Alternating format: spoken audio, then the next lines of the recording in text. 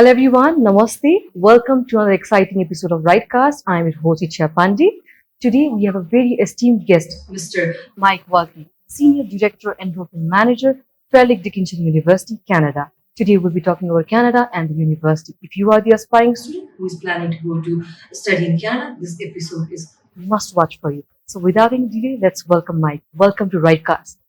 Thanks for having me. This is my first time in Nepal. I'm very excited to be here. Okay, so how are you feeling to be here in Nepal? Well, I've only been here for one day and it's a very short visit. Unfortunately, I'm not going to have a lot of time for sightseeing, but I'm hoping to be able to go out tonight and see a bit of this. Okay, so let's start by talking about the Fairleigh Dickinson University itself. So could you please walk us through the university, like where is it located and about the university itself? Sure.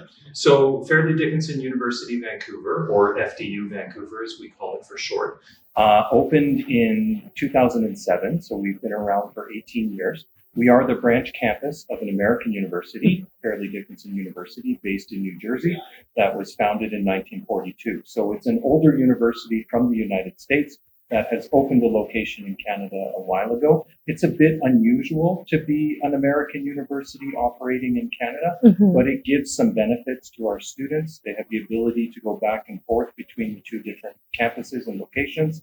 Their degree is recognized in both the United States and in Canada. So that's sort of a beginning introduction. Okay, so Vancouver is quite a student city. So what are the key advantages of studying in Vancouver? Well, Vancouver is a beautiful city. It's very clean. It's very safe. It's a big city, but it's not too big. It's just a nice, comfortable size for students. It's also got the warmest climate in Canada. The weather is not so different, I think, from Kathmandu. You might be a little bit warmer than we are, but it's not a big difference. It only snows once or twice every year in the winter. The rest of Canada can be much colder, but Vancouver's more comfortable. Okay, so moving towards academics, I would like to know about the admission requirement. Many international students feel that it's quite difficult to get into the Canada University. Like, what is the process actually? Well, I don't think we're too difficult to get into. Of course, we do have requirements and we do have standards that we want to maintain. So I can tell you that we do have 3 undergraduate programs and 3 graduate programs. The undergraduate programs are in business, technology, and then independent studies as well. And then at the graduate level, we have programs in applied computer science, hospitality and tourism management, and in administrative studies. I don't think the requirements are any more difficult than other universities. More difficult probably than colleges. If your students have been looking and comparing to college programs, then certainly a university is going to be a higher standard of admission. Because we are offering master's degrees, which is a higher credential at the graduate level for sure. Okay, now let's talk about the popular courses from this region. What do you feel? What are the most unique courses from Nepal? Yeah. So certainly in Nepal, we see much more demand for our graduate programs than we see for our undergraduate programs.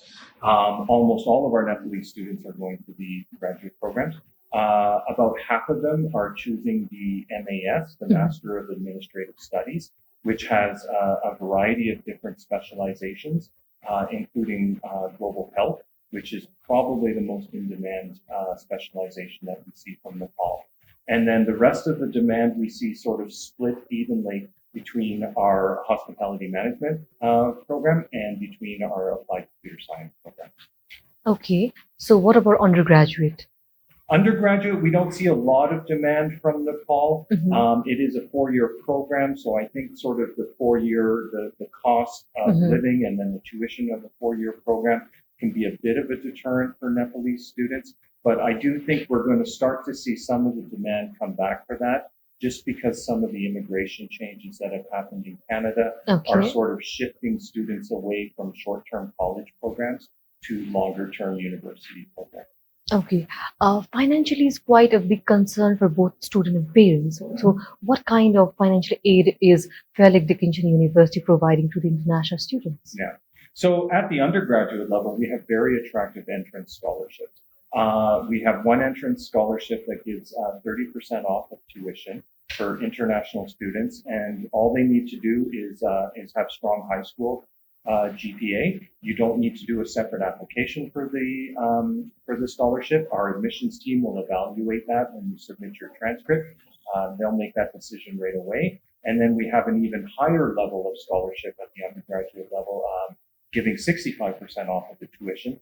In that case, again, it depends on the student's high school GPA. And then they also have to have the results of a standard test like an SAT, or we've also just come out with an equivalency for the UK school system. So if the students have been doing their A levels, they might also qualify for one of these 65% scholarships. Okay, so do we consider GMAT, GRE, or SAT? SAT for the undergraduates, yes. The GRE and the GMAT are not required for admission at the graduate level, nor do we look at it for any scholarship. But does this help in getting scholarship for the students? Or it won't help in getting a scholarship. It will help with maybe the admissions decision. So if the student has a good GRE score or a good GMAT score, our admission, it's not a requirement, but it is something, if you've done it and you want to include it, it's something that can make the decision faster. Okay. So being a senior director, enrollment manager, what do you think, like, what are the major things international students should be quite mindful of while going to Canada? I mean, it's a big step. I'm very impressed with anybody who makes this decision, because I think it's very brave to leave your family and your friend and your home behind and to start out in a new country. That really impresses me. And I know it can be intimidating. What I think is really important for students to do, if you're asking me for one kind of advice that I would give students, it's to really try and break out of your shell and take advantage of every opportunity that the university has for you. You are going to have to put yourself out there. You are going to have to start building your personal network, building a network of friends, building a network of professional contacts. That's the best way to really sort of set yourself up for success in your career and in Canada. And there's a lot that we do. We do a lot of events. We encourage students to join clubs. We have different leadership programs, all sorts of stuff. The students who take advantage of those opportunities are the ones who do better and are more successful in the long run. Okay, so now I would like to know about the accommodation. Does Fairleigh Dickinson University provide accommodation to the students? We don't provide accommodation, and we don't have a residence or dormitory, but we do have a housing coordinator on staff. Most of our international students are probably living in apartments. We also have different options available. We have some homestay options. We can recommend some student housing that's not on campus to our students. And then if they have any questions about finding an apartment, then we can help them with that as well. So as we wrap up, I would like to ask the last question. Could you please tell our students why they should choose Fairleigh Dickinson University in Canada among other universities, and any one piece of advice you would like to give to the students who are planning for coming 2025 intake? Yeah, great.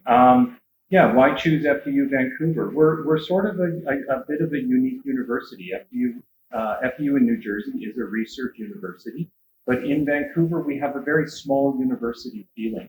We're not a huge university. We have over 1,000 students, but classes are small. It's almost like we have a teaching university style. No class is bigger than 35 students. The professors are very close to the students. We have an excellent diversity, unlike some of the other schools in Canada. There's no one nationality that dominates in our student body. So it's a really comfortable feeling for students who are coming to Canada for the first time. And then in terms of a piece of advice for students, again, I'm just going to go back to what I said before. It's really going to be up to you to sort of put yourself out there. No one's going to just hand something to you. No one's going to hand an opportunity to you. You have to really sort of break out of your shell and look for the opportunities to stand out and be different from other students. And we will help you do that, and we'll give you opportunities to do that. But, you need to be prepared to put some effort into it yourselves as well. So thank you so much, Mike, for giving such insightful information to our students. It was really great talking to you. Yeah, thanks for having me. This has been fun.